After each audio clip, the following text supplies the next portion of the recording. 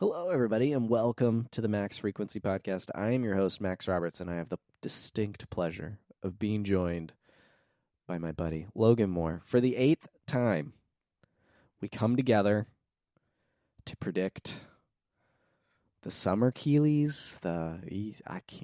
E3 is truly dead. Truly. This is like the first year we can actually say that it's actually really dead. It's like, and that's the saddest part of all. It's dead as a doornail. Logan Moore, hello. How are you?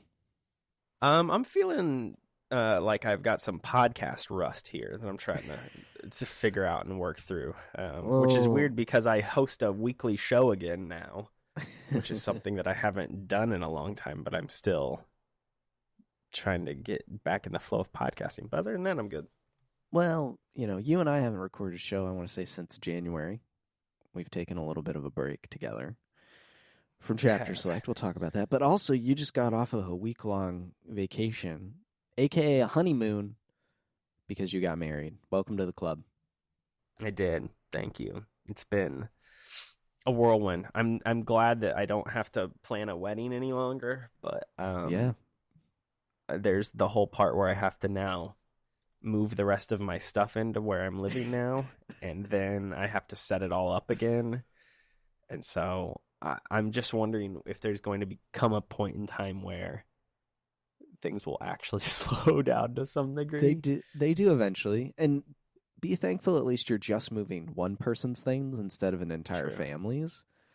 True. Because I don't have that much, to be honest. That was what made our move last year so difficult. It was not just my stuff. It was Abby's and Eloise's, and then my parents moved next door. It was a whole thing. It's a lot of stuff. So the thing is with where I'm moving. So my wife, now I can say, she bought this house that we're living in last year, but when she moved into it, she didn't really do a full, she fully moved into it, obviously, but there's a lot of other stuff that she had in storage or whatever that she's not tucked away. Yeah, we've sort of not finished the unpacking process of that move from last year. We threw a lot of boxes full of unnecessary things in the garage, and they have just been sitting there. And so before I moved in here, it became apparent that we need to go through these boxes now and unpack these things or get rid of them or donate them. A lot of what was in them have gone to Goodwill. But yeah, so that's what we've been doing on top of not only moving me, but trying to make space for all of my belongings. What was once her walk-in closet. Yes, the video games were the first thing to come here. Surprisingly, the Jordans are nowhere to be found in this home yet. They are still across town. That's actually that's truly the crazy thing. What is it? It is. The other day, I was almost about to go to the office, and I was like, I don't have a pair of sneakers to wear to the office. I do. I've been just kind of rocking Crocs a lot lately. Oh my gosh!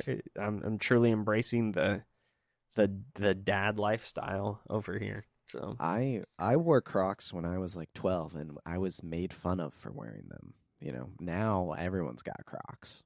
It's weird. It's definitely come full circle because I remember thinking that too back when we were around that age. I'm like, Crocs are lame. Who the heck would want Crocs? And now I have I wear them by default all the time. Yeah, so they're good go-tos. I hope for you that someday soon you'll have that Mrs. Incredible moment where you finally have finished unpacking the final box. I'm calling to celebrate a momentous occasion. We are now officially moved in. Yeah, well, that's great, honey. And the last 3 years don't count because I finally unpacked the last box. Now it's official. Ha ha ha. I hope so. I actually think of that specific moment from that movie a lot too. Yes. Yeah. Just hopefully I hope your house doesn't blow up at the end of it. That would be not ideal, but No. I don't know. Depends on how much money we'd get back in the insurance, and if no one would die, then maybe. But it probably wouldn't play.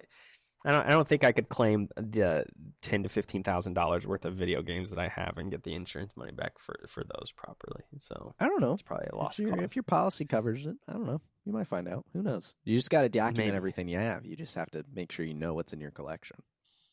That's true. I have done that. So It's always maybe, fun. Maybe we could submit that claim. I believe in you. Please don't blow up this house. Please don't blow it up. And don't move soon, because then you'll really feel it.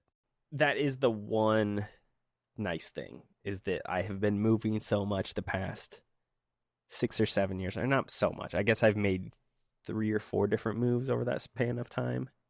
4, yeah. It would have been to the apartment with Grant, then your brother, then back to your parents, and then to Nashville. Yeah, and then now to here. So, like, this seems like the last one. And so that's a relief.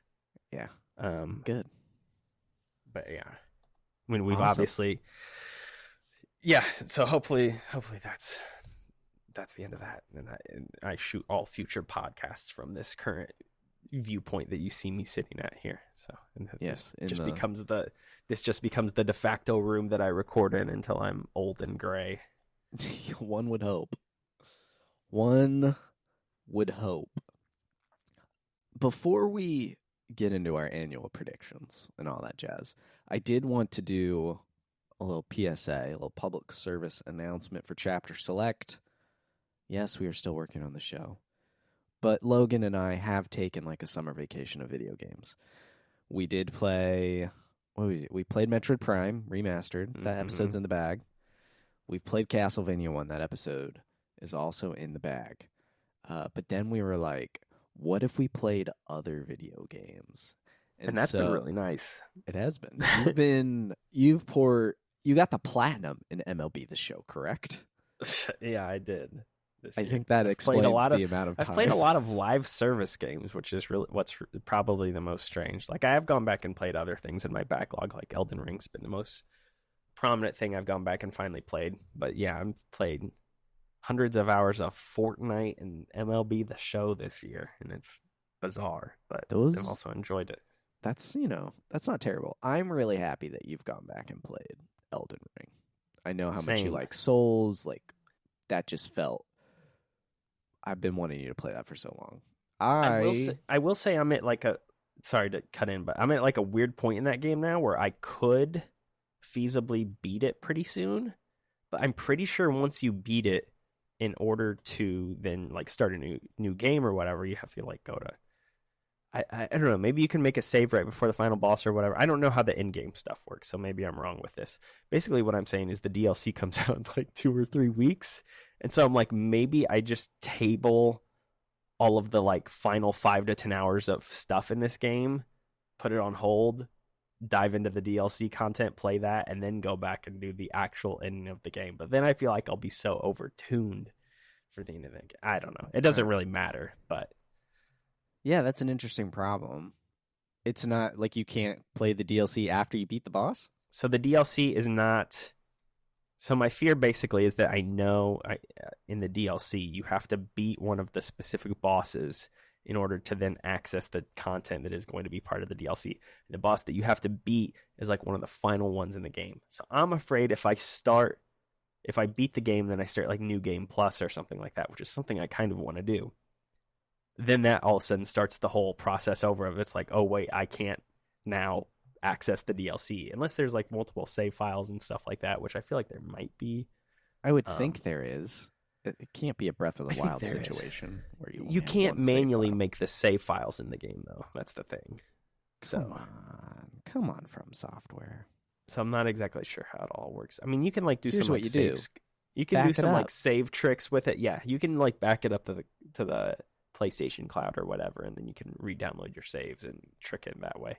So there are ways, but I think at this point I am just gonna hold off and just segue this long playthrough I've had into the DLC content, do that, and then we'll go back and we'll beat the game proper after I beat all the DLC stuff.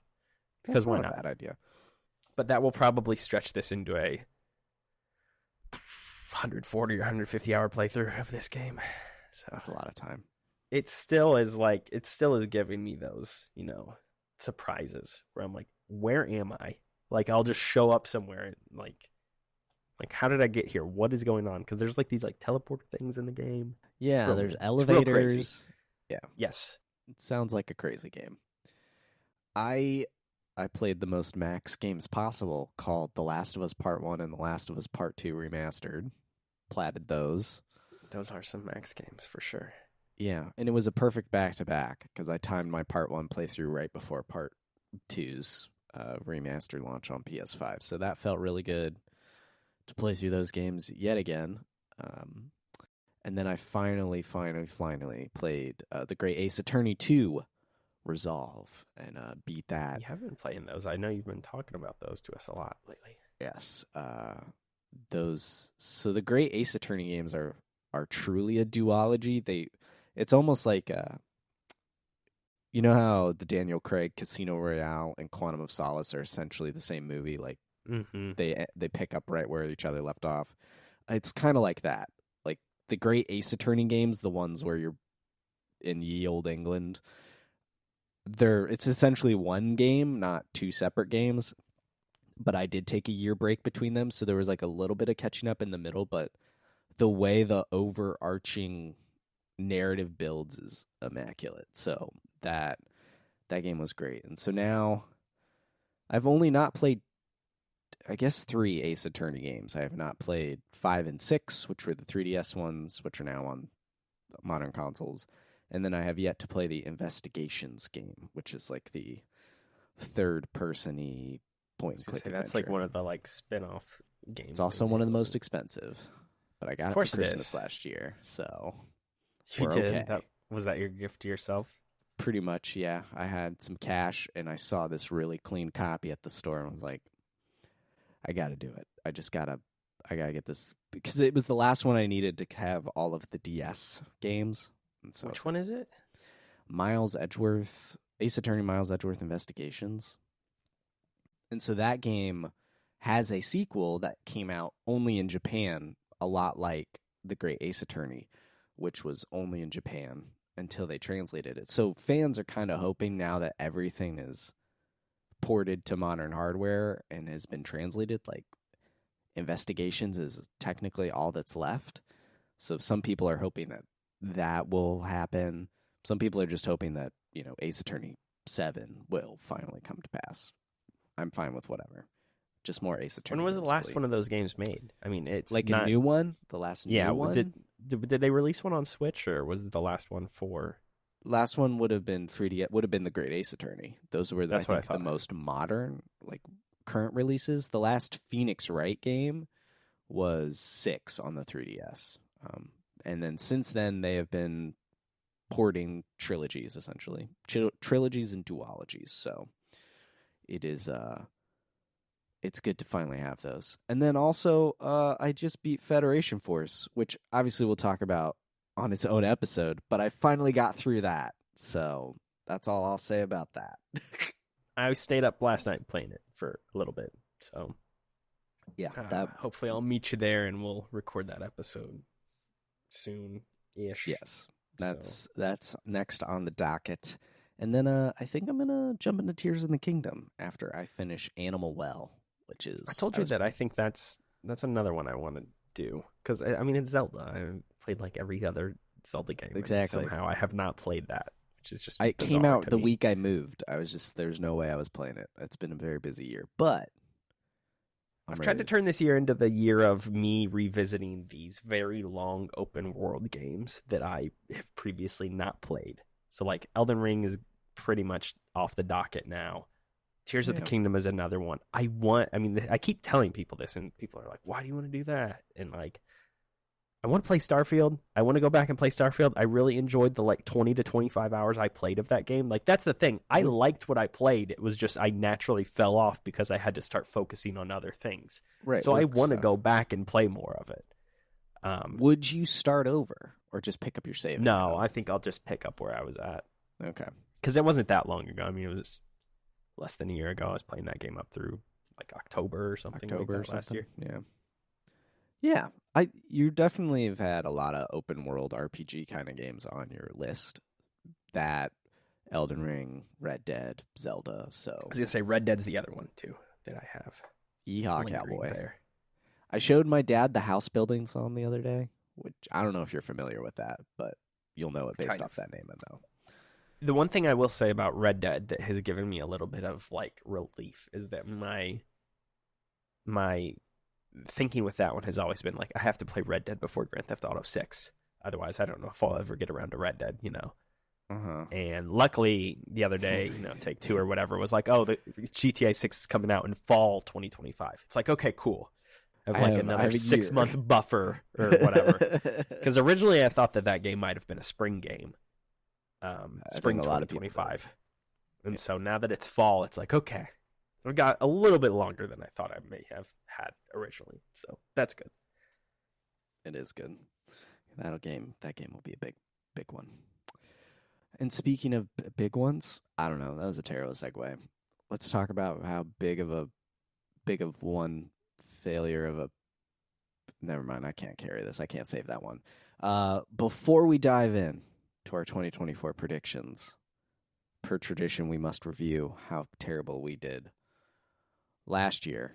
And it's pretty rough. I went through and graded everything. We can just quickly run through these. We do it for the big three: Nintendo, Xbox, and PlayStation. Part of me was even wondering if we'll have Xbox be a category here in a few years as a hardware manufacturer. You would think so. They're just going to become kind of, they're not going away. They're not, that's the thing. They're not going away. Like, even if they dip out of the hardware space, they're not going away. So, I always have just thought of the big three as hardware, the first party angle. Sure. But it does seem like Xbox is going the way of Sega. And I don't mean that in a negative way. It's just they seem to be more publishing rather than hardware. But we shall see. Anyway, last year, we kicked off with Nintendo per your request. Logan, you said Nintendo wasn't going to have anything all summer. You were correct, because all they had was Pikmin in the summer, pretty much. When I went back and looked, at least. So, good job. You reviewed that game, right? You reviewed Pikmin? Yeah, I like Pikmin 4 quite a bit, actually. That game is way larger than you would think it is, too. Because even after I reviewed it and finished it, or thought I had finished it, then it turns out there's like an entire additional mode to that game, which is this whole huge expansive thing of its own. And I was like, what? Like, are you serious? Like, this is tucked in here too? And I didn't even really discover that until after I had already written a review and finished it. Yeah. So that game is really large, especially for like a Pikmin game. It's interesting that all the Pikmin games are on Switch now. Yeah. But not other series that we may or may not talk about. You said the Paper Mario The Thousand Year Door remaster launches in late 2023. A miss. But you were correct that it existed. I was going to say, it hadn't been announced yet. Yes. So the fact that I was kind of keyed into that just maybe like 4 months early. Yep. And it just came out, and it looks great, feels good. I don't think. Are you playing that? No, I booted it up just to see it, and just be hit with the wave of, oh my gosh, it's real. But no, I'm not playing right now. You said the Super Switch will be announced in fall, have a showcase in 24, and launch in the first half of 24. That is like a run on all fronts. Maybe if you change those dates to 25, that might pan out, but no Super Switch. Who the heck knows what's up with that? Metroid Prime 4 will be shown for Super Switch and launch in 24. It could launch in 24, and it could still be shown, but it did not happen last year. It could be for Super Switch. But all of this still could happen, but not announced or shown in the summer. And then an exclusive Resident Evil game will be announced, which is, I've noticed, a theme of yours, but there is no new Resident Evil game for the Switch. Yeah. I said that Detective Pikachu and Kid Icarus Uprising are announced for Switch. I did not get that. Detective Pikachu did show up, but not Kid Icarus. I said the Pokemon would come to NSO. That's not happened. I said Donkey Kong would get a new game for Switch. I guess there was Mario vs. Donkey Kong, but that doesn't really count. I said Super Mario Galaxy 2 would come to the Switch. They've crushed my dreams. And I said Tears of the Kingdom would get DLC tied into Wind Waker and Twilight Princess, but that did, or that those games would have ties in to Tears of the Kingdom. and that did not happen either. So I was falling flat on all fronts. You, sir, got a point for negativity. Got a little something. A little something. Got a little something in there. All right. Xbox. You want to share your Xbox predictions For this year? No. Or For last year. Last year. Last year, I said they would show off Avowed and State of Decay 3. Neither happened. Although we they have did show seen... Avowed. Did they show Avowed last year? Mm-hmm. They did show a little bit. No State of Decay though. Okay. So Avowed showed up, and no State of Decay 3. Avowed has since been shown off further and is supposed to come out this year, but we'll see. Mm-hmm. I said Persona 3 Remake would be announced. I got it. It happened. You've played it. I have. DLC's coming out for that. I'm excited for that. That was another one that I was glad that I got to play as we kind of tabled chapter select things for a bit. I said id Software would tease their next game and it would not be Doom related. That says correct, but I'm pretty sure that's false. They didn't tease anything, and I don't think that happened at all. So that definitely didn't happen, in fact. So I got. Wonder why I checked that off then, huh? I said Elden Ring DLC would debut at Xbox's showcase. Didn't happen. And then I said a stealth release from Double Fine would happen, and that didn't happen. Although I do wonder what they're doing over there. So yeah, you gotta wonder what they're cooking. I said Indiana Jones would be shown off because the movie was coming out. That was a big fat flop. Perfect Dark reemerges. No, and it sounds like Perfect Dark is in such a bad place. yeah, maybe we'll talk about that more later. I said that the Game Pass Family Plan would come to North America alongside a price bump. There was a price bump, but I don't think the Family Plan is here yet. I couldn't find that. I said that the Splinter Cell remake would be on the stage. That did not happen. And I said that Gears of War collection would be announced with possible Unreal 5 efforts. Did not happen. It did not. Again, I'm a miss. You got a point. So you're two. I wonder when the Splinter Cell remake is going to be revealed, though, because you would think that's getting kind of. They said it was an early production last year, like when they were showing off concept art and stuff for the. But when was that revealed? Or when was that announced? It was like 2.5, 3 years ago at this point, I want to say. It was maybe a while I'm ago. totally wrong. Which is why I thought it could show up, but then they said last year, oh, here, we're in pre-production. 2021. So we're nearing 3 years. December 2021. But then So 2.5 years. It's been 2.5 years. Yeah. It's for a remake, though. So, I mean, AAA development takes so long nowadays that, who knows? But it is a remake, so they've got the core of the other game that they're clearly working off of, so. And then in late 22, they showed off a very early look. So, I don't know. Hopefully. I've just stopped hoping for Splinter Cell stuff. They canceled that VR game they were making, especially after the Assassin's Creed one was received so well, but whatever. Ubi gonna Ubi. All right, PlayStation 2023. What'd you have?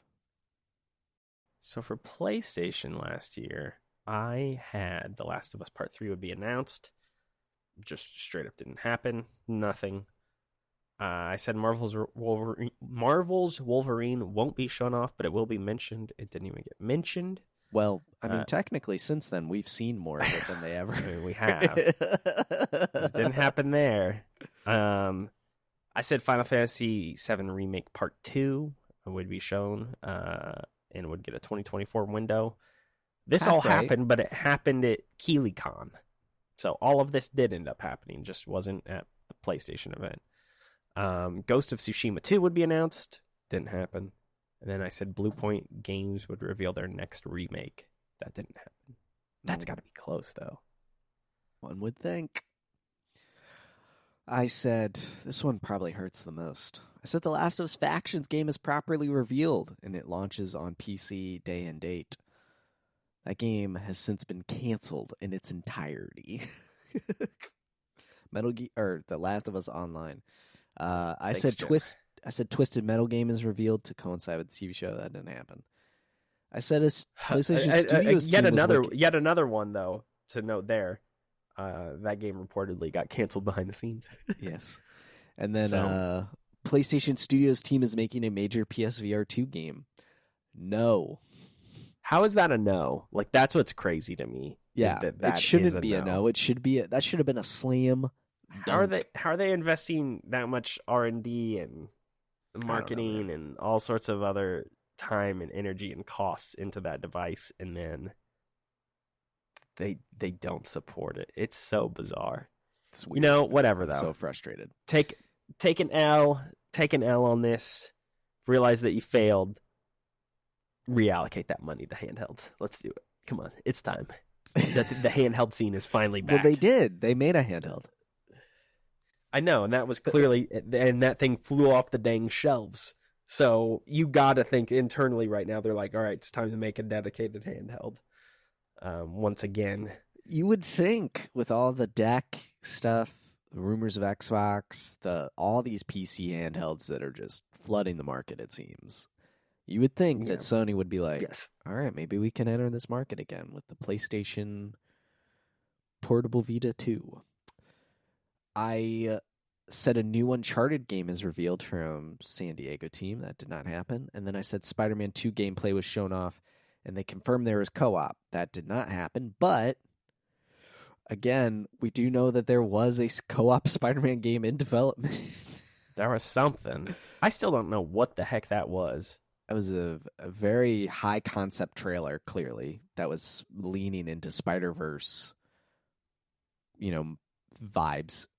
It's whatever. A lot of things happened to Insomniac in the last year, which is yes.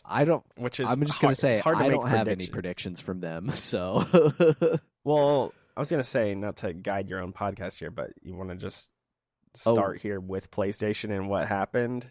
Yeah. Oh, we need to start with PlayStation. Day of when we're recording. Yeah, we are recording on the 31st of May, and yesterday there was the State of Play. So I guess it was kind of like the soft launch of summer video game stuff. And soft is probably the good word for it because it was like such a snooze fest, I thought, of a State of Play. But we did lock in some predictions before the State of Play. So I thought that we could go through those quickly as well.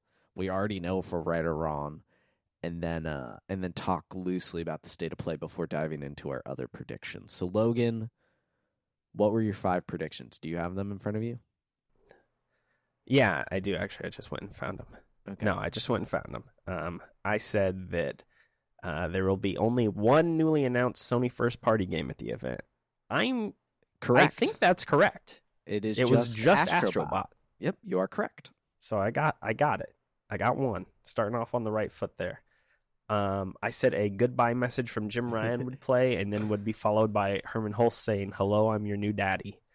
That did not happen. Neither one of them showed up. Yeah. I was a little surprised to not see Herman, though. I thought Herman would be there. They should have had Jim come up right after the Concorde sequence, and he should have said, "Hello, I'm Jim Ryan, and I greenlit this game, and I'm no longer at the company. Goodbye." And that could have been that. You can thank me for this. I said Sony would tease the existence of a PS5 Pro. They did not. I thought for a second they did. In the Astro trailer, there's like a black PS5 without the plates on it. Oh, yeah. And I was like, is that? And then I realized it was just a PS5 without the plates. I was like, what is? Yeah. I thought it was a cool tease, though. This is the one that's surprising to me. I said the new Astro game will be compatible with both PS5 and PSVR 2 and will launch this year. All aspects of that are right except for the PSVR 2 part. It's not right. I mean, it will come to PS5 and will launch this year, but how it's not for PSVR 2, which of all games you thought would be. And from all studios. Yeah, I'm glad it's not personally because I liked Astro's Playroom more than Rescue Mission, but like... But if it could have just been both, you can come up with some sort of you could have had some compatibility with it. You would have thought it's really strange. And then I said Resident Evil remakes would appear. Here's that thread. Yeah, that didn't happen. You had Silent Hill though, Silent Hill for horror and Monster Hunter from Capcom. So you were like semi close, but not really. So my predictions, I said Astrobot. And the reason I kept this was because the second part of that was, but no PSVR 2 support. Like, that's the level of despair I'm at with the PSVR 2. And so I did get that correct. Let me ask, do you regret your purchase of that at all? Oh, I like it. I'm excited to Okay. play Resident Evil 4 in VR. I am bummed there's not more to play from a first-party perspective. Like, but I don't regret the purchase. It's fun. Okay. I like VR stuff and playing around with it. Do I regret it from just like a financial perspective? Yeah, probably. My bank account doesn't appreciate it, but as playing games, I think it's dope. What I played of Resident Evil Village in it was awesome. I'm sure 4 is going to be really good. I just haven't played it yet. So, and there's a lot of VR games I want to play. I just haven't bought them yet. So, I like it. But my next prediction was PSVR 2 games are depressing. There was a whopping 2 PSVR 2 games at the showcase. Both of them were previously announced. And that Alien game... The Alien one was like... The trailer for that was like absolutely nothing new. Like they added like 10 seconds of like in-game footage or something like that. They showed gameplay, which they hadn't shown before. But here's why it bums me out. I was like, oh, maybe this will be good. And then on the PlayStation blog, there's a post about it, and I've meaning to write about it. But this paragraph says, while heart-pounding combat is at the core of Alien Rogue Incursion, and that's when I just laid my head down and said, this is where it all goes wrong. At least we'll always have isolation. Heart-pounding combat should not be the core of the Alien game. Horror should be at the core of the Alien game. I mean, I think you can add combat and it can be heart-pounding combat, but I don't know if... At the heart of it, though, it's the core of the game. I don't know about that. Yeah. It should be more like isolation. Whatever. They're depressing, and there were only 2 of them there, which was also... Then I said, I bet on the Ron live service game. I said we get that gameplay of Fair Games. I chose poorly. I chose between that or Concord, and I chose Fair Games. I said Ghost of Tsushima 2 is very real. I thought, like, this would be the tease, like, and here it is, and you'll learn more about it someday later, but no. And then I have one prediction that we will find out. This is, I guess, slightly cheating. We'll find out next Friday, which is there will be Judas gameplay at Keighley's Summer Games Fest, but it will be, like, branded as on PS5. Like, it'll have the PS5 tie-in with it. So I guess it's kind of cheating a little bit, I guess, but I think Judas is showing up, and I think it'll be a Keighley's thing, and it'll be tied with PlayStation. I would like that. I want to see more of that game. I'm excited for that. Do you agree it was a snooze? Oh, yeah. I think as a whole, I mean, this is a larger conversation as a whole, but I think the whole Summer Games excitement period here has just totally died. Like, I mean, this year specifically is kind of a weird one because obviously Xbox is floundering and just shut down 2 studios and is gonna I think they've shut dedicate down more a than huge just portion 2. of its own. Yeah, they shut down 2, they reallocated 1, and then they shut down another smaller one. So they shut down 4 total, I guess. But obviously Tango and Arcane are the 2 big ones. I mean, they just had a rough 2023. I mean, so Xbox is just not doing great. Nintendo's in this weird holding pattern that they've now acknowledged that they're basically in. So it's like, even this coming month's Direct or this month's Direct, it's like, I'm interested and excited to see what they're going to do, but it's like not the same sort of interest level that you would normally have with something like this, because it's just like, okay, we know that you're not going to really pull out any heavy hitters until the next console is out. So, okay. It's the calm before the storm for them. It's just a weird year. Like, and it's not like anything is necessarily bad this year. I feel like we're still getting a lot of good games, actually, and a lot of good stuff is coming out. But the big 3 per se are very much laying low. I mean, maybe Xbox is the one that isn't necessarily laying low, but it's hard to really think too positively about them right now, I guess. I don't know. No, given you and I everything are on the that's same happened page. with that ecosystem this year. So I'm definitely not looking forward to the coming weeks as I normally would this time every single year. It feels like it's just kind of like suddenly happened. Like it's just, oh, we're in the summer. I don't know. I'm struggling to get excited. You know, Ubisoft Connect, they're like, you're going to see more Assassin's Creed Shadows, the Japanese game, whatever it's called. Shadows, because there's 2 assassins. So you're going to do that in Star Wars. Like, Ubisoft's pretty cut and dry there. I truly don't know what Keighley's going to have, and that's not good. And then, I just want to hold on right there too. Like, I hate that Keighley continues to be the master of ceremonies for everything. like I enjoy the Game Awards or whatever. Like, I get together every year and watch that, and I like that event and I enjoy it. And Keighley's obviously always been a big figure in the gaming industry, but I hate that everything flows through him now. It's like, dude, not even that. He like, claims everything. You go to the Summer Games Fest website, Yes. and the state of play was on the website. It's like, this is a part of Games Fest. It's like, no, it's not. Sony did No, this. it's not. Sony's doing this on their own. There was not a lick of branding on the state of play that said anything about Game Fest or Summer Game Fest. Same thing with It's Xbox. just like- It's like he just the claims thing. anything in summer as his. But here's the thing, and I guess E3 kind of used to be that same way, where like all of these big conference, but that was different because the publishers would like call them this is our E3 press conference, and welcome to E3, everybody. We're here for And E3 they this week, you know, And they like, were all right before the expo, the show itself, where you would yes, then see the games that were shown at the presentation. mm-hmm. And you'd get hands-on Yep. time or just see more demos. Like it all fed into itself. And so I understand. And Keighley's trying to do the in-person thing for people who don't realize this, or maybe who aren't in the media That's what I was space. just going to He's say. Yeah, he's trying to do that, but last year I went to that, and it wasn't that big of a deal, and I think that's mainly because a lot of the big big players within the games industry weren't really taking part in any major capacity with it. And then on top of that, they have extended the event by 1 day this year, and I don't really think that event needs to be even longer, especially if they've got the same sort of people. I don't know. I don't know what that's going to look like this year. So, but yeah, I know our buddy Tomas is going because he told me he was getting ready to head out. But I know you're not going because of everything we talked at the top of the show. So, I mean, I'm curious, but I guess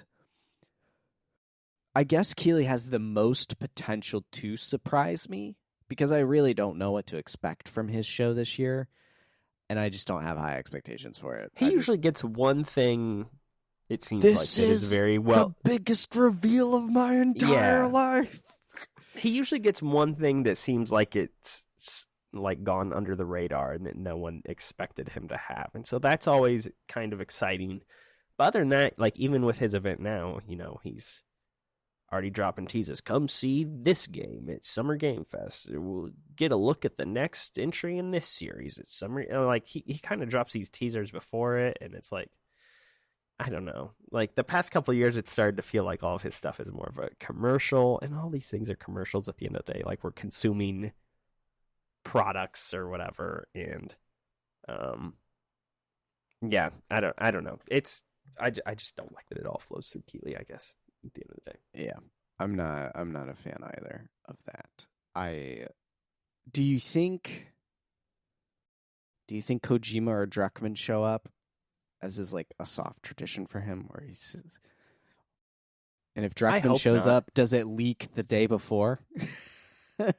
We just had Kojima show up for 10 minutes at 10 minutes. The Game Awards this past year, and I don't even know what the frick he talked about. Like, so I think if Kojima has anything, it would be at Xbox's stage this time to show off Overdose. Yeah. And maybe, but I don't even think that will happen. I think if anything, Kojima happens this year, it'll be at the end of the year. It's definitely not going to be Death Stranding. That game's already has a 25 date. Like, they'll show more of that when it's closer. And then Neil, I think Naughty Dog isn't going to say anything until that game is pretty much done and dusted. So He's told that as much to me. So yeah, they're none of that. But I do just find it funny, he had Neil out on that stage 2 years ago now. I think so. To be like, look at the concept art for The for Last of Us Online. Yeah, And yeah. who's excited for The Last of Us Part 1, which totally didn't leak hours before the show? Yeah. What do you think happens first? Do you think Naughty Dog reveals its next game, or do you think Last of Us Season 2 airs? Oh, Season 2 will air. Really? Yeah, because that's next year. We have a date for that. It's filming. We know. Yeah, We'll get but a I mean, trailer you have to think. So there's Game Fest next week potential, which probably won't happen. So then after that, there's the potential of a showcase maybe this fall for PlayStation. And Sure, then there maybe could be Gamescom. and then maybe Game Awards. Gamescom is not going to happen. I'd say it's either a fall showcase or Jeff somehow gets the reveal for Game Awards. Those are the two big options, I would say. Otherwise, yes, Season 2 will air first. I don't think so. I don't think we see anything from Naughty Dog this year. At some point, PlayStation does have to start getting people a little hyped for, next year, though. I think, though, they have all those other teams that can do that. Yeah. I mean, what do Ghost they of have Tsushima. next? What do There they goes have Tsushima. next year? Blue Point, whatever. So they have Death Stranding 2. Whatever Blue Point's working on, theoretically, that could be next year. That Uncharted game is just like rumors been floating around about that. I could see that being something that shows up at a showcase and like Uncharted. That has been out the there for Great how many- Circle. Yes. So we'll see. But I think Last of Us Season 2 airs before Naughty Dog reveals a game. For sure. That's where my gut is. So if I'm wrong, I'll be delighted. Let's move on to Xbox. Now that we don't know each other's predictions, now the real fun begins. Because we had to share, or you had to share your list with me, just so I could keep it written down and keep track of things. I guess you didn't have to, but whatever. I knew your predictions. So, Xbox, Logan, they're on Sunday this year, as is tradition. What do you think Xbox is going to show off this year? So I mean, there's already a lot of things floating out there. So I tried to, obviously, it's never fun to predict things really that are kind of out there. But that being said, I will start with one that is already out there. Okay.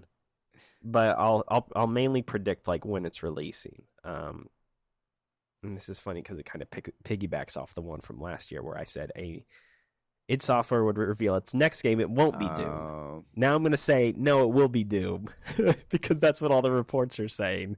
So I'll say that this new Doom game is going to be revealed and it will be out in less than a year. So I am thinking it will be out probably early 2025. That's what I'm thinking. How are you feeling about the medieval Doom? Dude, rumors? sign me the frick up. Let's go. That sounds awesome. Like, I trust id completely. So, go for it. It is no secret of my beef with Doom and its length. The last two iterations, and mostly hammed up. Like, Doom is fun. Very fun, but it is far too long.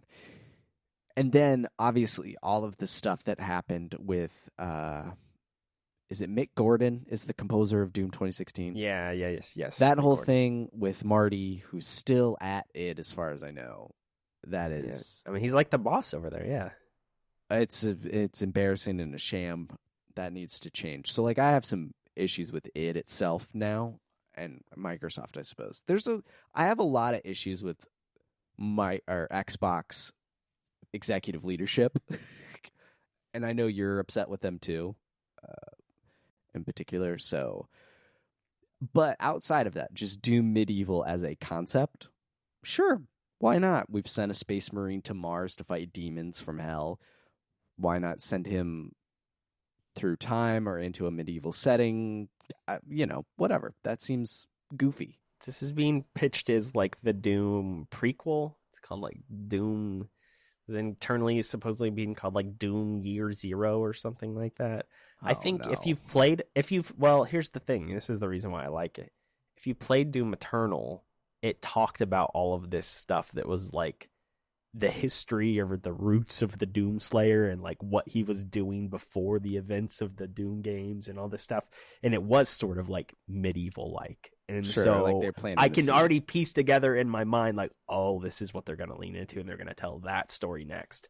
Which is weird, like to link all the Doom lore and history together in these ways. Sure. But it sounds awesome. Like I would absolutely play that game. It's going to be really cool. I wonder mechanically how it would work, because like the grappling hook was kind of a thing. Do medieval people have grappling hooks? I feel like I've been trying to think about this, and I feel like the thought of it, like, you know, medieval Doom immediately makes you think that like there would only be hand-to-hand combat weapons or something, swords and stuff like that. They're still gonna have guns. I feel like you can't not have guns in a Doom game. I just think there is going to be a larger, you know, hand-to-hand or melee combat sort of implementation. Which leans game. right into that whole, I'm forgetting the term, what they call it, but like that execute The system. glory kills. Glory kills, where you had to get in there to get the health. Like, yes. That's a mechanic that makes sense in this. And they introduced a sword near the end of Doom Eternal, and like, yeah, there's a lot they can do. I'm sure it'll be fine. I'll lean into an easy one right out of the gate. There's a gameplay demo for Indiana Jones. We see the game in action for like a chunk of time. Okay. I think that's super easy. I feel like that's like a slam dunk guarantee that we see that. I mean, we need more gameplay from them this year with whatever they're doing. Fewer CGI trailers. We know they're going to do the Call of Duty thing afterwards, but we need more. We need more gameplay other than just, you know, Call of Duty. And who the heck knows how much they even show during that. So I'll start with the other big obvious thing. So we know Gears of War 6 is probably going to be revealed. That's been reported and rumored a lot. That's not my prediction, though. I do think they will show Gears 6, but they're going to finally piggyback that announcement with like, oh yeah, here's the Gears of War remastered trilogy, and I think it'll be out this year. I had the same prediction. I won't use it again, but I did. I said it's a Gears of War love fest with 6 and a collection, and it's Unreal Engine 5, like the whole deal. I think that's the easiest way, yes, to like generate hype for. It will be the Master Chief Collection equivalent, hopefully without the bad online. I hope that's true. I hope so. Yeah, so that's what I assume as well. So I like that.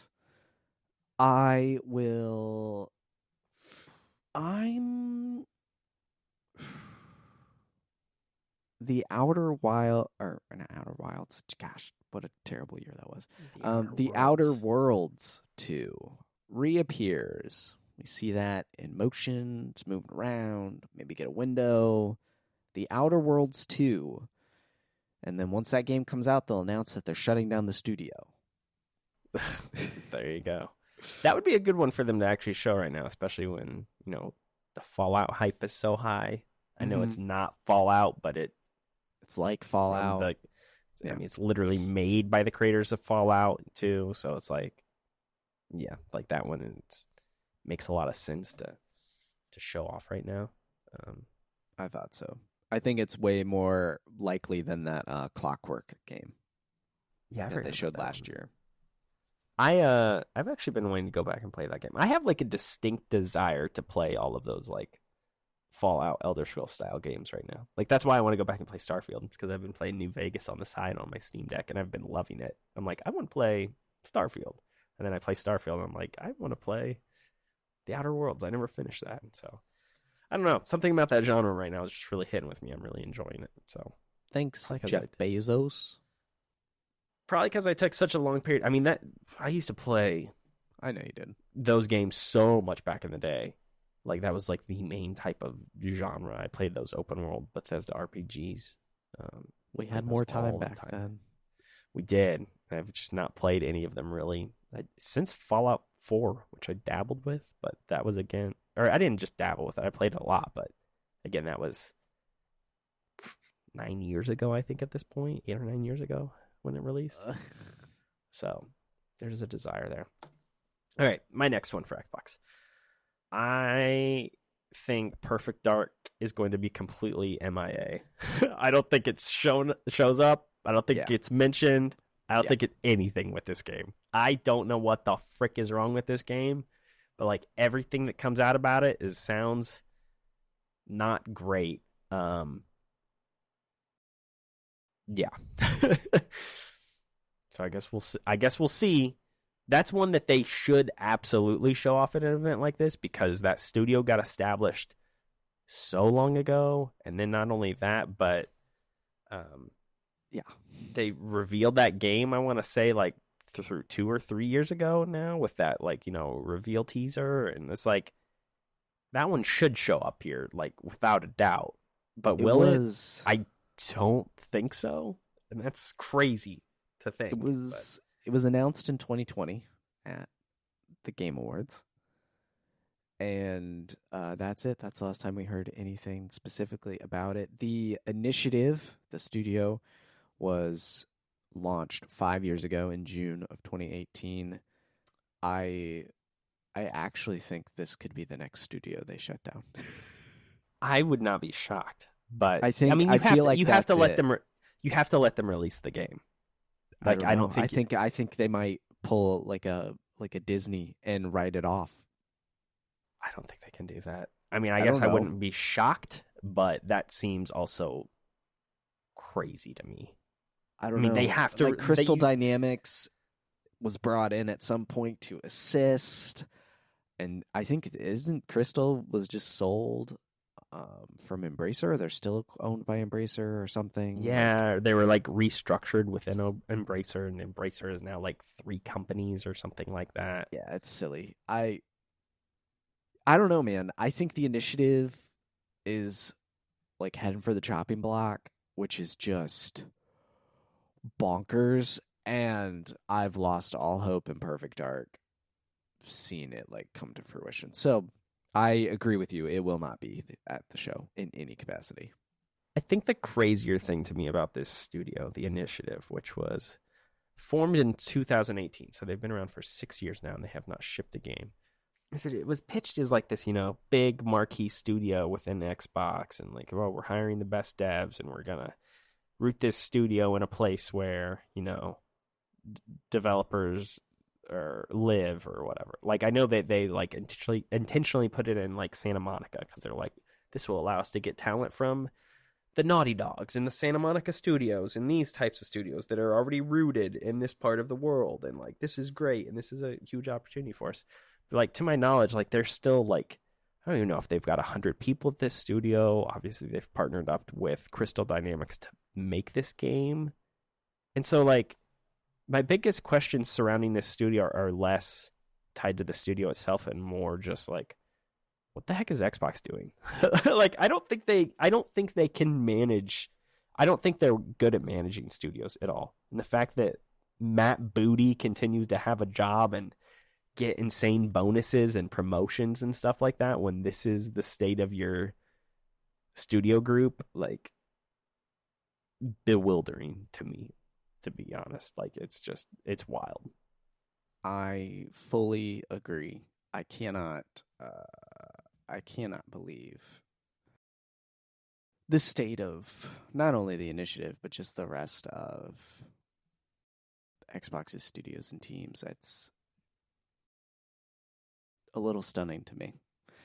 They've spent $70 billion to acquire Activision and all of those, and they're getting rid of the teams that did produce award-winning games that they say they need, smaller games, and which would then feed into this Game Pass model of keeping it sustained. But they just, I don't know, man. They clearly don't know, and I am stunned and kind of bummed that, like, Phil still has his job. Matt Booty still has his job. Matt Booty's getting promoted, you know, like this sort of stuff. I think Booty is the one that is like crazy to me. Like, that's like, I feel like Phil is kind of hamstrung in some situations. I don't want to stand up for Phil fully because a lot of what's going on falls on his shoulders. But like, the reoccurring theme of like what I think is most wrong with Xbox is that their studios are not managed well. And at some point, that has to fall on the person who's responsible for that directly, which is Matt Booty. So I think he's the larger issue than anybody else. It's crazy, man. Whatever. We'll see. Perfect Dark. It should show up, but it won't. Correct. All right. I'm going to do this one next. Everwild pokes its little head up. Does that game still exist? It does. It went through a rework, apparently, a couple years ago. Kind of like little hints that it could be shown off again this year. So I think Everwild kind of pops up. I think Sea of Thieves obviously has done super well. It just made the jump to PS5. Like, Rare hasn't made something new in quite some time, and I think that Sea of Thieves has given them, obviously, the capital and time to, like, make whatever this thing is. So I think Everwild kind of pops back up. I don't think they've let it go. I think it's just been reshuffled around. And I think being able to put the Rare logo up, besides in front of a teaser for a new season of Sea of Thieves, would be good for them. I like I said, I don't know what the deal is with this game. Supposedly it was like just a concept more than it was an actual game. And when they started talking about the game and like, here's what we envision for this game to be like, it was like, none of this makes sense. Like what they were saying about it and how they talked about it. Like it didn't sound like a game in a lot of ways. So like I would like to see it show back up, but yeah, what exactly is this? So according to the Wikipedia page, it started development in 2014 and kind of a prototype. It was announced at 2019 in November. And then since then, Jeff Grubb has said in 2021 that it was rebooted a ways off, scheduled for 23, was what Grubb was saying in 21. VGC said it underwent a complete reboot with an optimistic target of 24. So I feel like it popping its head back up, whether or not it's out in 24, I think makes sense. But they clearly have not let it go, at least according to insiders. So I think Everwild, the name at least appears. Is it the same? I don't know. Well, let's stick with that for my next one as far as names appearing. Oh no. We know Starfield's going to show up. We know they're going to talk about that expansion. And I have just written down, Todd will at least mention Elder Scrolls 6. No. Stop, Todd. Don't mention it. He'll just be like, as you know, we're working on Elder Scrolls 6 right now, but here's this DLC in the meantime. I think he'll say it. Elder Scrolls. Saying he will say the words Elder Scrolls 6. Yes. Oh my gosh. Yes. That is my simple prediction. That's a good one. That's actually really good. I like it. Oh man. Okay. My fourth prediction. It is time. Like, channel your inner Bruce Buffer.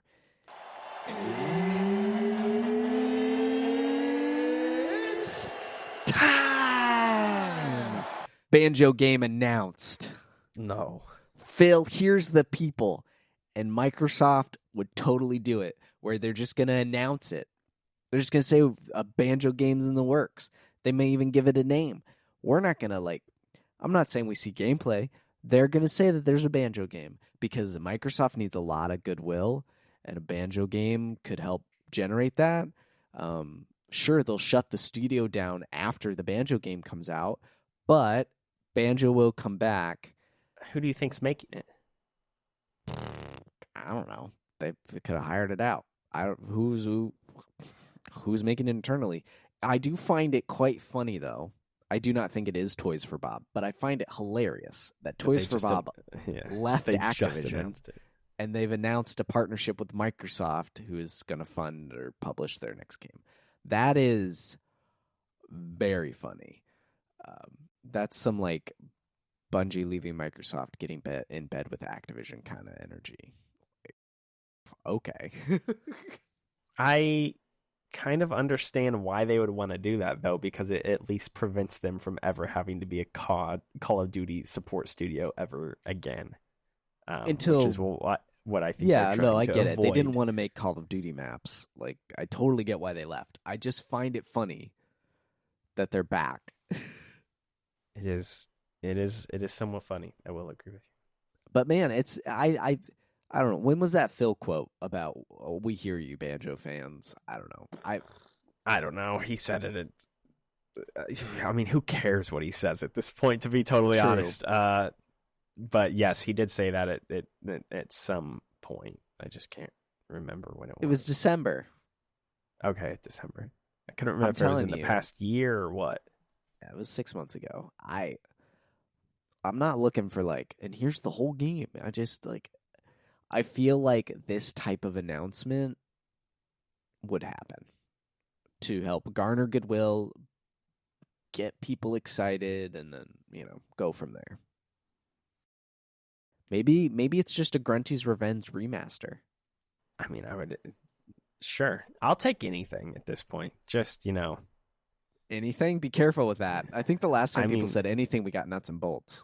I mean, dude, I will take just about anything, to be honest. I mean, not, within reason, but just give me something. Show that you How? like the IP. How far ahead of its time was nuts and bolts? When did Tears of the Kingdom release? 2023, so like 15 When- years. Not only that, but there were the games of building your own vehicles, and Fortnite has this build mechanic. Like, Yes. they actually, in Minecraft, obviously, like, they were actually ahead of their time. They just, I guess, chose the wrong IP to do it with. Like the Back to the Future scene. You guys don't understand that, but your kids are gonna love it. Yeah, I get pretty much exactly. It's surprising. Who would have thunk? Nuts and bolts ahead of its time. Rare was onto something. That game is still not good though. I mean, The the core idea and mechanics, yeah, maybe, but the game's still not good. game's bad. All right, what's your last one? My last one for Xbox is that Fable gameplay still doesn't appear. Still isn't shown. Even though they kind of tried to pass off what last year was the gameplay in that like trailer they showed for it, but it was like in engine or something. Yeah, I don't think that was something real weird. gameplay. I think Fable probably has some sort of presence or something at this showcase, but I don't think it's going to be gameplay. All right, I'm going big, You already did Banjo. bigger. Bigger can you go? Microsoft does the thing and reveals a handheld. I would be very happy. I think a lot of this market stuff is pointing to it. They've acknowledged, like, we've got some interesting stuff cooking, like, can't wait to show you later. I think Microsoft specifically has seen what's happening with the Steam Deck and all these other PC competitors. Microsoft makes PCs, they make Windows. They are actually in the midst of their ARM transition. They're directly targeting MacBook Airs. Like, to bring a little bit of that in there, like, Microsoft is getting pretty aggressive with the hardware and PC push of things. And what better marriage of all of this than a gaming handheld, which leans into their Game Pass service of being able to stream or download a library of games. Hardware design, obviously they don't make controllers and screens. That brings their laptop and hardware divisions together. Like, Microsoft has the capability to do it, and I think now would be a time, especially since Phil has at least previously said that they're not doing like a mid-cycle power console. There's not some Series X Plus coming out later. There's still that adorably all-digital one that was in a presentation at some point and probably like will have a redesign. But I think now could be, especially the Portal coming out and that only being a streaming device, like, this could be an opportunity to be like, we have the one up on Sony on handhelds by having a native device that you can control or whatever. And it just works with your Xbox games, and it just works with your, I would hope, with your Steam games, like, because it could be a PC or whatever. So I don't know. I see a lot of potential there. I agree with everything you have said. I just think it's too early. I think I think they could reveal it. I think they're like a sizzle reel. They did the Scorpio. Remember that? Yeah, but I feel like a handheld is different, and you're not going to want to reveal that until you're like 6 months to a year out from launching it. I think they're within a year of launching it. I could see that. I think it's only within the past year that they have really realized, like, oh, we should do this. And maybe they've been R&Ding something. They've been R&Ding something longer, but I think it's only within the past year that they've really realized, like, we need to actually do this. And that might be a hard thing to sell right now at Microsoft, given the Series X is selling worse than the Series X and S are selling worse than the Xbox One, which is crazy to think about and to say. So I don't know, but again, a handheld would work great with their overall strategy. It's yet another Game Pass potential platform. They could have it be like a Portal / dedicated handheld of its own, where it could interact with your Xbox. They've talked about that early on. That was a vision of being able to use your Xbox as like a home server, essentially, and stream your game from the Xbox. Honestly, that's probably what it would end up having to be, rather than like a dedicated handheld. I mean, it could be a dedicated handheld. That would be the Portal. That's exactly what a Portal does. It streams from the PlayStation. It would probably have to be something along those lines, because I can't see them coming out with a dedicated handheld that's, then they're releasing games specific to that handheld. Like, oh, I don't think it. I think it would be a thing where it, like a Steam Deck, where it plays the games. Certain games would have to be maybe optimized for it in order to play them. They would have to go through. Those like deck verified ones and stuff. Yeah. That would probably be most likely what it is.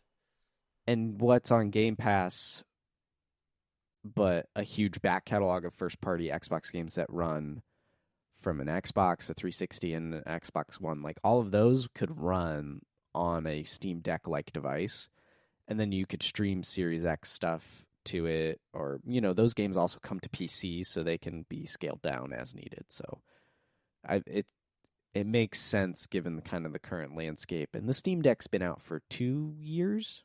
Longer than that. 2-3 years? It's been like going on 3. Yeah. So I feel like they could do it. I feel like that's the kind of tease. I guess I'm wrong. Steam Deck launched in February 2022. So, I mean, I guess going on 2 years. It's a little over 2 years. A little over 2 years. I would hope so. That would get me. I mean, I still like my Xbox, and I like interacting with the Xbox ecosystem, but when it comes to me sitting down on my couch to play something, more often than not, what I am booting up is my PlayStation. So I don't know, man. I don't know what's going on over there. I'm hopeful. I'm always hopeful, but they just do not have the games for me specifically. I don't even know if I'd say I'm hopeful at this point. That's maybe the saddest part. Yeah, that's pretty bad. That's bad. I just don't think this current group gets it, but maybe something will change. Who knows? Maybe. All right. It's time for the big N. The one who holds the softest spot in my heart. Nintendo. Like I said, this is a weirder one this year, though. It is a weird year. Because all our predictions have to be somewhat we're naturally reined in as it is, because they've already kind of set the stage of I mean, within reason. I don't know. All right, I'll go with my big one first. Oh, he's coming out. The year of Metroid is truly upon us. Metroid Prime re-reveal. It's out later this year. Metroid Prime 2 and 3 remasters are also revealed. They're out this summer. I think they're going to go 2 and 3 this summer, 4 and 3 later this year. Yeah. I think this is just the Metroid Direct.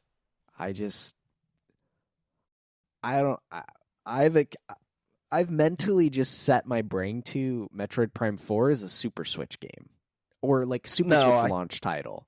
As soon as it became apparent that the Switch 2 or whatever was going to release next year rather than this year, I was like, okay, well, I think this is now the swan song game, which feels fitting considering how long ago they revealed it and restarted the development on it. So here's my thing, though. What was the swan song game of the GameCube? Twilight Princess. What was the swan song game of the Wii U? Breath of the Wild. And I know you're going to talk about cross-gen. Yeah, but I mean, things are going to be different, I think, with the next console because backward compatibility is seeming likely. So there's really no, and they've already confirmed that it's just going to be, an upgraded version of the current Switch. But the Wii had backward compatibility. The Wii U and Switch did break it. Well, I guess what I'm saying is, obviously all these systems had, completely different play styles to them. A GameCube was not a Wii. A Wii U was not a Switch. They have said now, our next console, they haven't said straight up, this is Switch 2, but they have said, one of their investors asked, is it fair? They asked something about the next console, and Nintendo's president said, it's fair to call it a new Switch model. So, Switch 2, it's just going to be upgraded Switch 2. It's going to be similar in what it does. So there's not like any a Wii drastic to Wii U leap. in the sense of similar controls and hardware compatibility and things like that. Wii U is even greatly different though, because they're again, they're the controllers were compatible with one another, but they're here's a big tablet. This is going to be at the end of the day, this is going to be the internals are better, but you can still rip the Joy-Cons off the side NES of it, and you can take it portably. NES, yeah, but it's going to be something more it's going to be something like that, is what I'm thinking. Which means that there's really no reason to come out with a native Metroid Prime 4 port, I wouldn't think, if it had backward compatibility, and maybe this next Switch model would just come with some... See, this is maybe giving Nintendo a little bit too much credit for thinking I don't that see they could them just doing bake in like a PS4 Pro patch type scenario. I don't see that. I can't either. I can't either. But maybe. I don't know. We'll see. I don't know. My brain has resigned it for the next console, so that's why I don't really have hope for it. Well, the reason I'll say that I don't ascribe to that at all is because this game's development restarted in 2019. So Switch 2 was not even on their mind at that point. I think it was January. I assume it was on their mind. The next hardware is always lingering and around the corner. But when Retro stepped in and started working on this game, they were working on it for the Switch. So unless they got somewhere within the past 18 months to 2 years and they decided, hey, let's retrofit this game for, or let's switch what we're doing here, pun intended, and make it for Switch 2 instead. They would have had to come to that conclusion within the past, again, 18 months probably. So I also, though, I feel like Breath of the Wild was the same, though. That game had multiple date windows that were supposed to be on the Wii U's life. And then at some point, they were like, well, we're just going to put it on both now.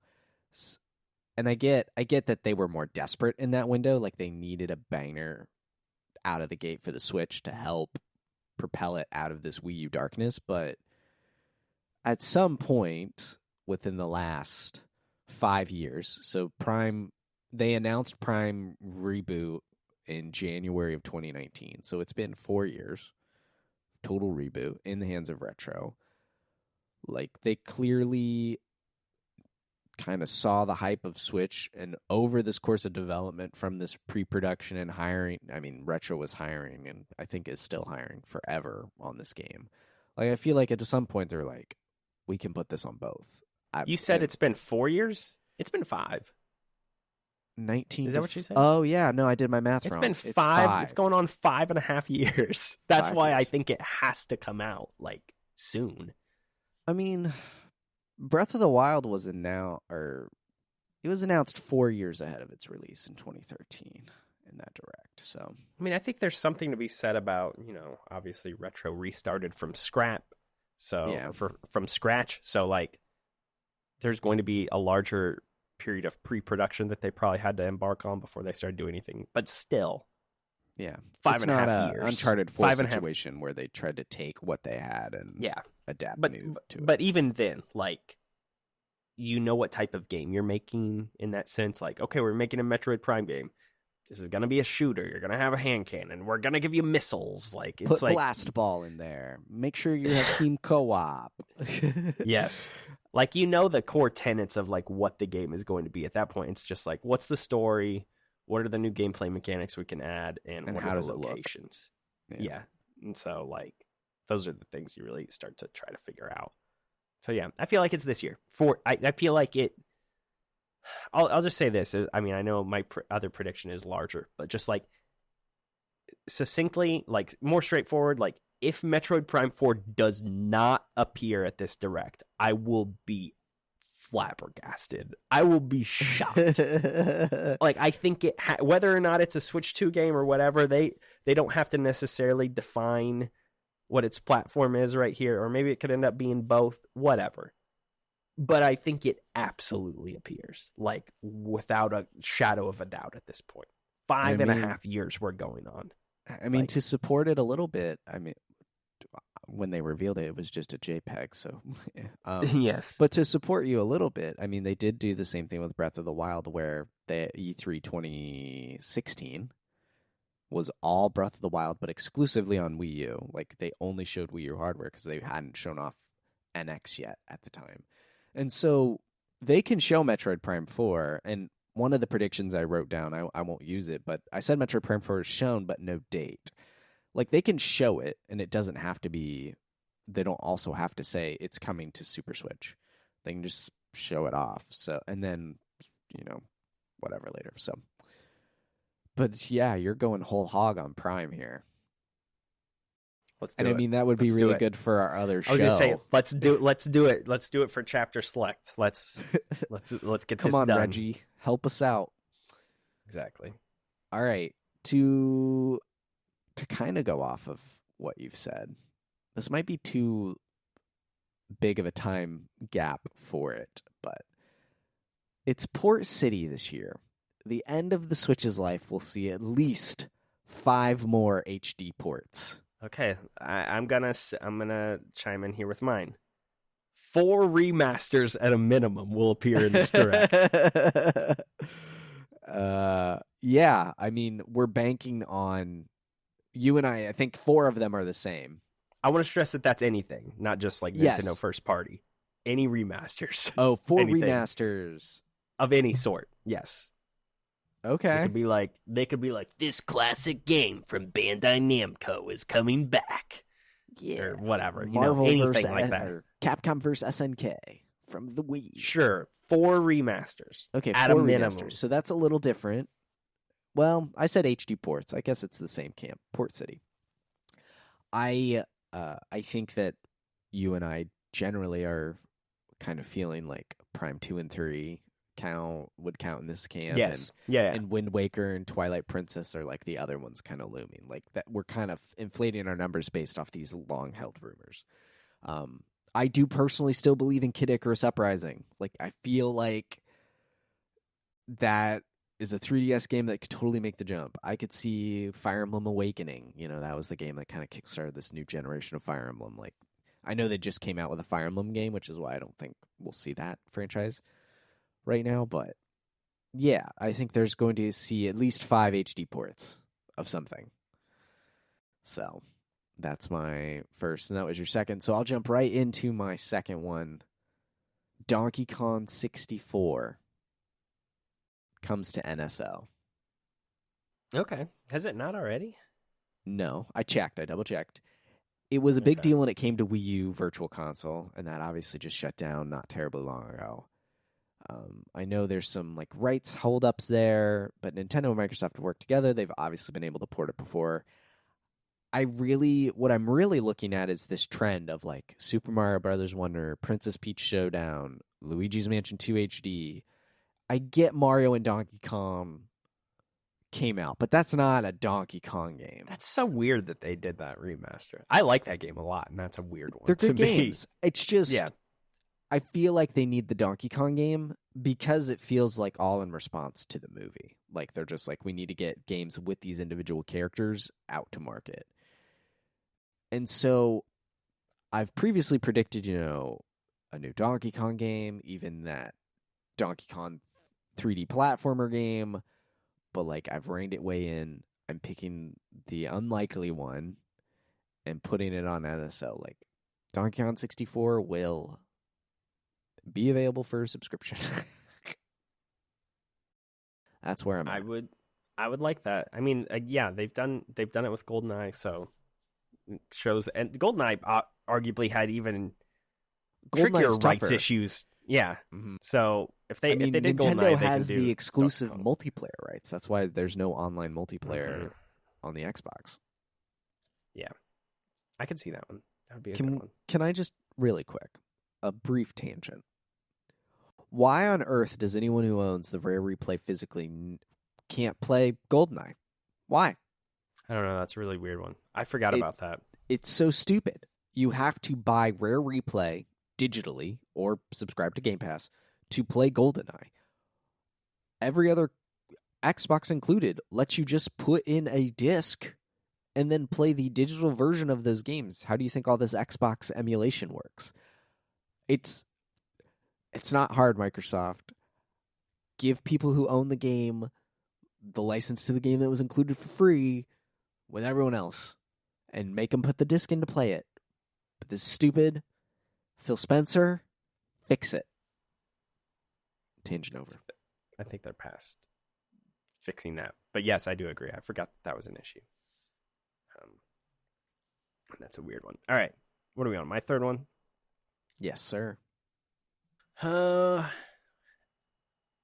I have that a new Zelda game of some sort will be revealed. Just anything. New? Or, well, let me just say a Zelda game, not new. Oh, okay. So you're really hoping for Wind Waker Twilight Princess. So, yeah, this could be the ports. This could be, obviously, the sequel to Tears of the Kingdom, which would not happen. I just have a Zelda game of some sort will be revealed. This could also include Switch Online games. I'm going to count that. There will be Zelda presence at this show. Okay. I agree. Zelda is an annual franchise. I don't know if you've caught that, but a Zelda game comes out every year. I would hope it's the ports. Just give us the ports. In fact, and don't milk the money out of us. We know they exist.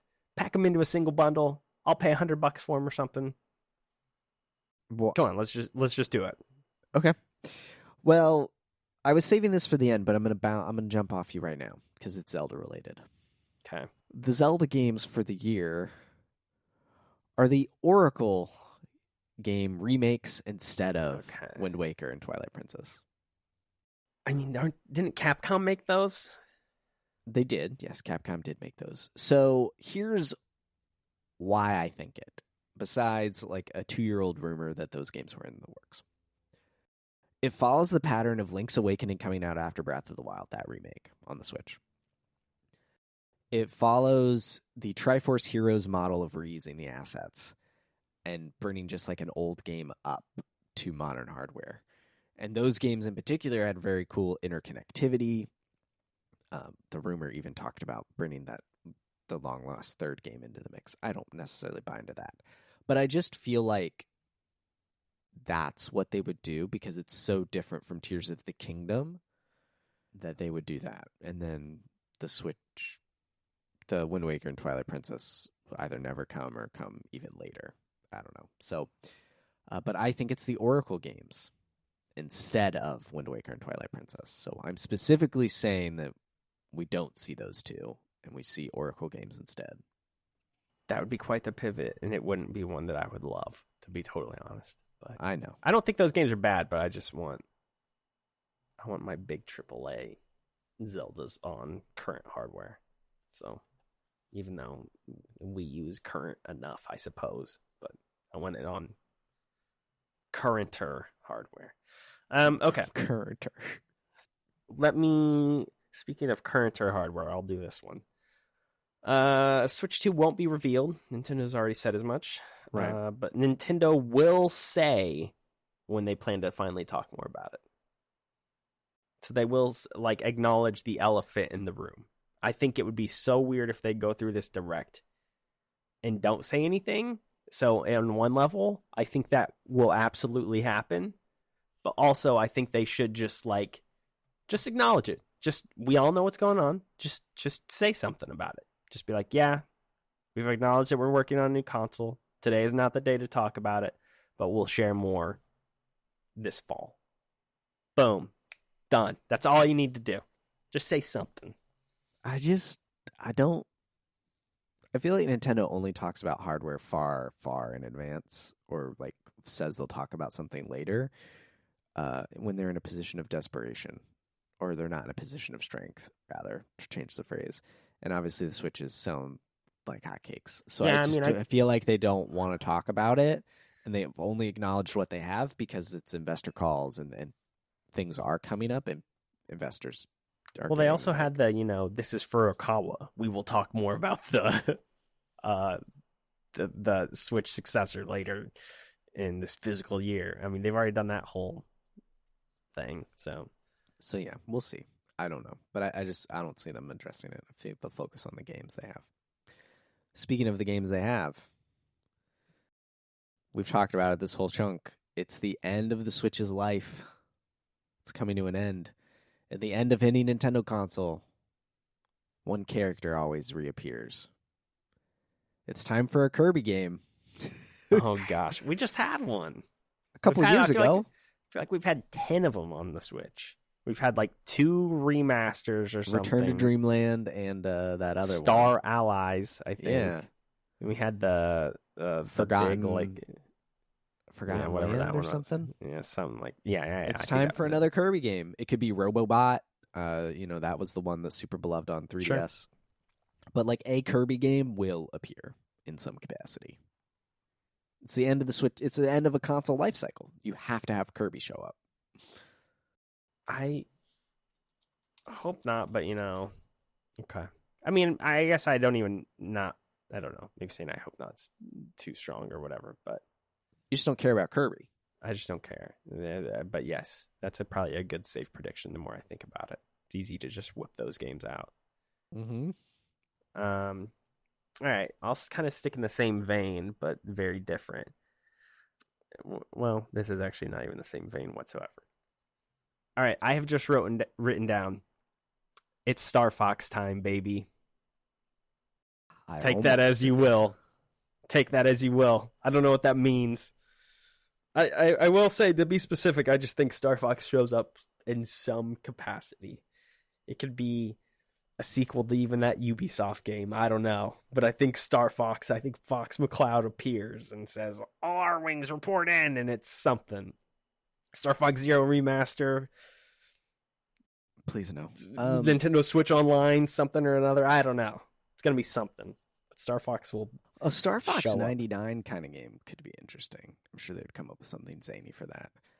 I almost picked a Star Fox one. I actually went to my shelf and looked at the Star Fox games and was like, what is the cadence here? And it was like N64, GameCube, skip the Wii U, and there was a DS game in there and a 3DS remake in there. And then Wii U, and then nothing for Switch. So I kind of was like, well, maybe they're just skipping the Switch for a new Star Fox game. But I didn't think it was time for Star Fox because I thought it was time for another IP to be revived, to rise up from the ashes. It's time for Punch-Out. That would be an interesting one. There was... Could work with the Joy-Cons. Yeah, and ARMS kicked off the console cycle. And there was a rumor a few years ago that Next Level Games was working on Punch-Out in some capacity, and I feel like it's been a while since Luigi's Mansion 3. I don't believe they are doing Luigi's Mansion 2 HD, and if they are, cannot be that heavy of a lift, and like Punch-Out would have been in works before that, I think. But I think Punch-Out makes a comeback. Now, is it Punch-Out from the Wii? Just an HD remaster? Could be. That game's supposed to be very, very good, and one that I've wanted to add to my collection for some time. But I think it's new. I think there's new Punch-Out energy. I think it could work. So, Punch-Out is the revival. You gotta get it in there before the Jake Paul Mike Tyson fight, and then you can have the ring be decked out and Punch-Out. Could you imagine if Mike Tyson came marketing? For this game, for Punch-Out. you could Mr. Dream. I actually wasn't even thinking about that when I said that, but yeah, that would actually be the perfect crossover. You could come out and say, thank you everybody for watching this fight, and now go buy Mike Tyson's Punch Out. Come to Switch this fall. My dad wants to watch that fight. I hope that fight lasts 15 seconds and I can just watch a clip of it on Twitter. Yeah, my dad X, wants to as watch they it call just to see Mike Tyson clean Jake. It's Jake, right? He's fighting Jake. Mm-hmm. Clean Jake Paul's clock. It's essentially the plot of Rocky 6 when you really think about it. Like, they're just getting the old retiree dog out there to fight the young TikTok influencer. This is going to be bad. It's going to be bad. They're going to stretch the fight out like they did in the one that, what's his name? McGregor? No, his brother. Was it Logan Paul and he fought Mayweather? Did they drag that out? I didn't watch that fight. They did like 10 rounds. And it's like, dude, Mayweather, you could have knocked him out at any point in this fight if you actually wanted to. Sure. I fear it's going to be the same thing that like Probably. Tyson could probably Tyson is older, so maybe not, but he could probably still knock an amateur or a novice out in no time if he really wanted to. Yeah. So I think that fight will be dumb. But I do think Punch-Out returns to the Switch. So, Nintendo, our predictions seem to indicate kind of a lull of remasters and ports and bringing things back, kind of just to ease the Switch into its sunset years with maybe, 1 or 2 new games. Xbox, they're doing stuff. We didn't really seem to predict anything for this year's more future stuff, which Xbox is really good at promising things for the future. And then Sony kicked everything off with kind of a whimper. So it's a light summer this year. Hopefully next year with the new Switch, that'd be an exciting time, pump some things up. PS5 Pro should be out by then if ever the market's indicating. So the year of GTA 6 will be upon us. Yeah, so next year should be very big and anticipatory, but this year's easy. And you know what? I'm okay with like a cool year, at least on the Nintendo side of things. Like I'm chipping away at the backlog of some stuff and all that jazz. So same. You and me both. You and me both. Hopefully. Most of all, though, let's hope it is the year of Metroid Prime for Chapter Select, so we can have these, truly remasters. Cash in on that hotness. It certainly would put a fire under our butt to crank it out in time for Prime 4. So absolutely, that would be really, really fun. But absolutely. Until then, and until the Summer Games Fest and all the other stuff, I think that does it for us today. So thank you all so much for listening. If you like, you can find Logan over at comicbook.com, where he'll be writing all about this summer video game stuff and talking about it on his podcast, Quick Save.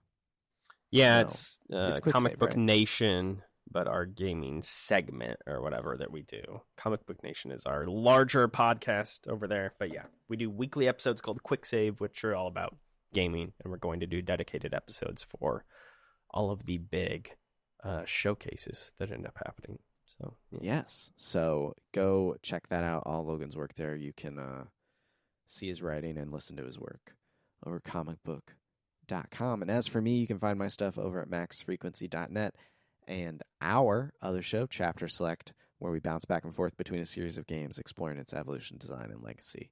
We've got Metroid Prime in the works, Castlevania slowly chipping away. So all those things are happening, and we're very, very excited. So thank you all so much for listening. And until next time, adios.